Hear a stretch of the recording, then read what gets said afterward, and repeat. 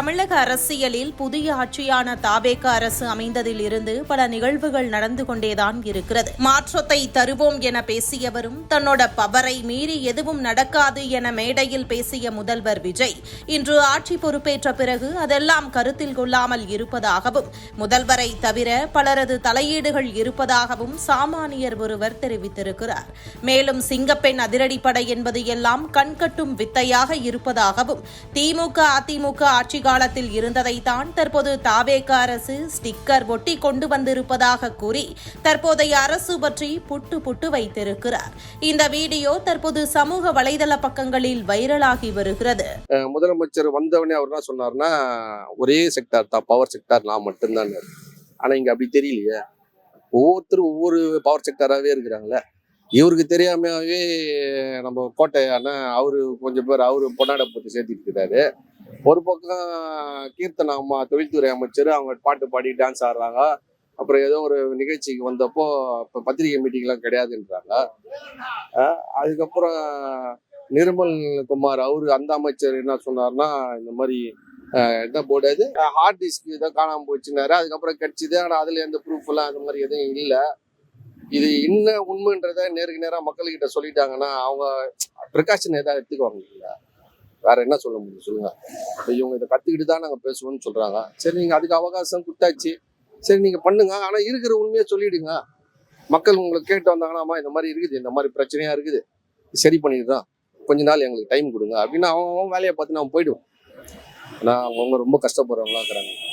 வீட்டில் குழந்தைங்க இருக்கும், பேஷண்ட் இருப்பாங்க, வயசானவங்க இருப்பாங்க. ஃபேனாவது ஓடணும். இன்னைக்கு இருக்கிற கிளைமேட் எப்படி இருக்குதுன்னு பார்த்தீங்களா? நிற்கவே முடியல, எரியுது உடம்புலாம். அப்போ அந்த வீட்டில் வயசானவங்க நிலமெல்லாம் யோசிச்சு பாருங்க. அவங்களே வாடகை வீட்டு சின்னதாக ஒன்றரை கொண்ட ரூம்ல இருப்பாங்க. அதுலேயே தான் எல்லாரும் படுத்துக்குவாங்க, ஏச்சுக்குவாங்க.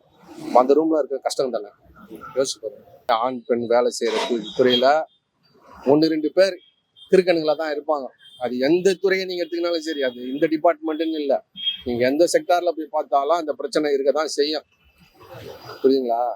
ரெண்டாவது, இது உடனே சரியாகுமானா, இது அம்மா காலத்திலேயே, அம்மா ஜெயலலிதா அம்மா இருக்கும்போதே இந்த இது சொன்ன அம்மா பேட்ரோல் மகளிர் காலத்துல பிங்க் பேட்ரோல், அதுக்கு முன்னாடியே மகளிர் படையினே தனியாவே இருந்தது. கலைஞர் ஐயா கொண்டு வந்தது. அதுக்கப்புறம் பிங்க் பேட்ரோல் வந்துச்சு. பிங்க் பேட்ரோலுக்கு முன்னாடி அம்மா பேட்ரோல் இருந்தது. இப்போ அதே தான் யூனிஃபார்ம் மாத்திக்கிறாங்க. புதுசா ஒன்றையும் ரெக்ரூட்மெண்ட் பண்ணல. அதே படைய யூனிஃபார்ம் மாத்தி அஜித் படத்துல வரமே கண்ணாடியை திருப்பி வச்சா ஆட்டோ ஓடுன்றது தான். நீ இவங்க நிறைய பேர் ஆள் எடுக்கணும், அதுக்கு தனி பயிற்சி கொடுக்கணும். நீ இந்த மாதிரி நடக்குது, மக்களுக்கு முதல்ல விழிப்புணர்வு கொடுக்கணும் சார். பொம்பளை பசங்க இருக்கிறவங்க, குழந்தைங்களை வச்சுருக்கிறவங்க, அந்நிய மனுஷால் யார் பக்கத்துல இருக்கிறா? ஏன்னா இப்போ கஞ்சா போதை பழக்கம் அதிகமாகி போச்சு. யாரு ஒழுங்காகிறா? ஆனா குடி பழக்கம் கூட கண்டுபிடிச்சிடலாம். இந்த பழக்கத்துல இருக்கிறவங்க கண்டே பிடிக்க முடியாது. அது என்ன பண்ணோம், மருத்துவ ரீதியா அவங்கள என்ன பண்ணலாம், கவுன்சிலிங் பண்ணலாம். அந்த மாதிரி பாதிக்கப்பட்ட குழந்தைங்களை காப்பாத்தினா ஸ்கூல் பிள்ளைங்க அதிகம். இதுல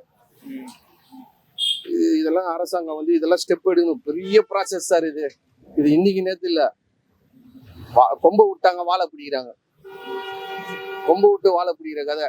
ஆனா ஒரு 30 வயசுக்கு மேல அவன் கல்யாணம் பண்ணியிருப்பான், அவன்கிட்ட காசு இருக்காது, ஹெல்த் வைஸ் அவன் வீக்கா இருப்பான். 10 வயசுக்கு மேல இருக்கிற எனர்ஜியா இருப்பான். அவன் ஒரு 15-20 வயசுக்குள்ளே எல்லாத்தையும் எல்லாத்துக்கும் துஞ்சிடுறான் சார். எதை வேணா செய்யறேன். இப்போ இந்த மாதிரி படம் கொண்டு வந்துக்கிறாங்க. இந்த மாதிரி 100 படம் நீங்க கொண்டு வந்தாலும் இவனையும் மறந்து சுத்தி நிற்கிறானே. இவங்கிட்ட இருந்து எப்படி அவங்கள காப்பாற்ற முடியும்? ஜனங்களும் டிவிலேயே மூழ்கி கிடைக்குது, இல்ல போன்ல மூழ்கி கிடைக்குது. அப்ப இந்த குழந்தைங்க யார் பார்த்துக்குவா? குழந்தைங்க அதுங்களா பார்த்துக்குமா? சின்ன குழந்தைக்கு என்ன தெரியும்? சின்ன குழந்தையவே நியூஸ்லயே அந்த பெண்ணை கொண்டு போய் 2 பேர் கொண்டுட்டான். பெண்ணுக்கும் குழந்தைக்குமே வித்தியாசம் தெரியாம பேசுறாங்க சார். 3 வயசு குழந்தைக்கு என்ன சார் தெரியும்? ஒரு இட்லி சாப்பிடுமா? அது உட்காந்து அது கையாலே எடுத்து அது கையாலே ஒரு இட்லி வச்சு சாப்பிட முடியுமா? முடியாது இல்ல. சொல்லி கொடுக்குற நம்ம தான் ஊட்டியே விடணும். அது 4 வயசுக்கு மேல ஸ்கூலுக்கு போவோம், அங்கேயே அதுக்கு சாப்பிட தெரியாது. ஆயா என்ன பண்ணு திட்டு அடிக்க வரும். அப்போ 3 வயசு குழந்தைய 2 எருமாடுங்க தீக்கின்னு போய் இந்த வேலையை பார்த்துருக்குதுன்னா, அப்போ யார் இதுல குழந்தைன்னு பாக்குறது? இந்த எருமாடுங்க இந்த புத்தியோடு இருக்கிறானுங்களே, அவன் குழந்தைக்கும் பொம்பளைக்குமே வித்தியாசம் தெரியலையே.